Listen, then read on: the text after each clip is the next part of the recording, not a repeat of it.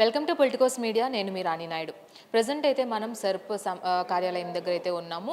రాష్ట్ర ప్రభుత్వం ఎంతో ప్రతిష్టాత్మకంగా నిర్వహిస్తున్న ప్రతి పథకాన్ని కూడా ప్రజలు ఆదరిస్తున్నారని చెప్పాలి. ముఖ్యంగా రాష్ట్రంలో ఉన్న ప్రతి మహిళ కూడా కోటీశ్వరాలు అవ్వాలి అనే నేపథ్యంలో సీఎం రేవంత్ రెడ్డి కూడా మహిళల కోసం ప్రత్యేకమైన పథకాలను, వాళ్ళకి ప్రత్యేకమైన ఉద్యోగాలను, అలాగే ఉద్యోగ అవకాశాలను, రిజర్వేషన్లను కూడా ఆయన కల్పించడం జరుగుతుంది. ఈ నేపథ్యంలోనే మనం చూసుకున్నట్లయితే ఆర్టీసీలో కూడా మహిళలకు రిజర్వేషన్ కల్పించి 33% వరకు మహిళా ఉద్యోగులు ఉండేలా చూసుకోవాలంటూ రిజర్వేషన్ కూడా ఆయన జివో జారీ చేయడం జరిగింది. అదేవిధంగా మనం చూసుకున్నట్లయితే ఆర్టీసీలో పలు శాఖల్లో మహిళలు ఉద్యోగాలు చేసుకుంటున్నారు.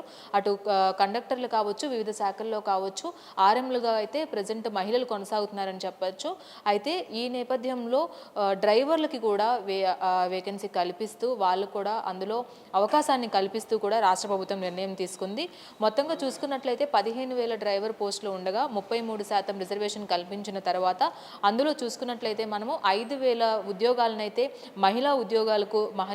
మహిళలకు ఇచ్చే విధంగా కూడా సర్కార్ నిర్ణయం తీసుకుందనే చెప్పాలి.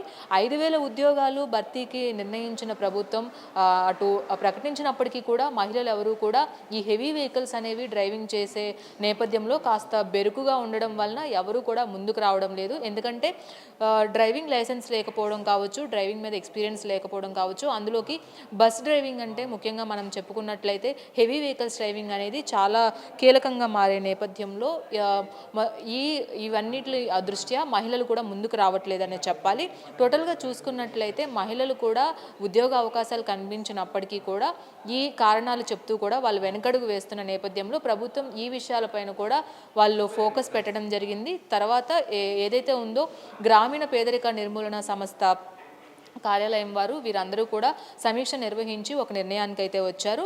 ఉచితంగా మహిళలకి శిక్షణ ఇచ్చే విధంగా, అలాగే డ్రైవింగ్ లైసెన్స్ కావచ్చు, డ్రైవింగ్ ట్రైనింగ్ కావచ్చు, ఈ హెవీ వెహికల్స్ పైన ట్రైనింగ్ కూడా వాళ్ళు ఇవ్వదలుచుకున్నారు. ఇచ్చిన తర్వాత వాళ్ళకి అనుగుణంగా వాళ్ళు టెస్ట్లో పాస్ అయిన తర్వాత వాళ్ళకి అనుగుణంగా వాళ్ళని సెక్టార్ల వైజ్గా వాళ్ళని డ్రైవర్లుగా నియమించడం కూడా జరుగుతుందని కొంతమంది అధికారులు కూడా చెప్తున్నారు. అయితే మనం ముఖ్యంగా చూసుకున్నట్లయితే ఎవరు అర్హులు, ఎవరు అనర్హులు అనే నేపథ్యంలో కూడా వాళ్ళు చర్చించడం జరిగింది. మనం చూసుకున్నట్లయితే చాలామంది ఐఏఎస్కి, ఐపీఎస్కి ఇలా వాళ్ళు ఎగ్జామ్ రాసిన వాళ్ళు త్రుటిలో కొద్దిగా కొన్ని మార్క్స్ బార్డర్తో వాళ్ళు ఫెయిల్ అవడం జరుగుతుంది. వాళ్ళు అనుకున్న గోల్కి రీచ్ అవ్వలేకపోవడం జరుగుతుంది. అలాంటి వాళ్ళు ఫిజికల్గా ఫిట్నెస్గా ఉన్న వాళ్ళు వీళ్ళందరికీ కూడా ఈ డ్రైవింగ్ ఉద్యోగాల్లో కూడా వాళ్ళకి అవకాశాలు కనిపించే అవకాశాలు కూడా ఎక్కువగా కనిపిస్తున్నాయి. మొత్తంగా చూసుకున్నట్లయితే రాష్ట్రంలో 15,000 డ్రైవింగ్ ఉద్యోగాల్లో చూసుకున్నట్లయితే ఆర్టీసీలో 5,000 ఉద్యోగాలు మహిళలకు కేటాయించారు. ఈ నేపథ్యంలో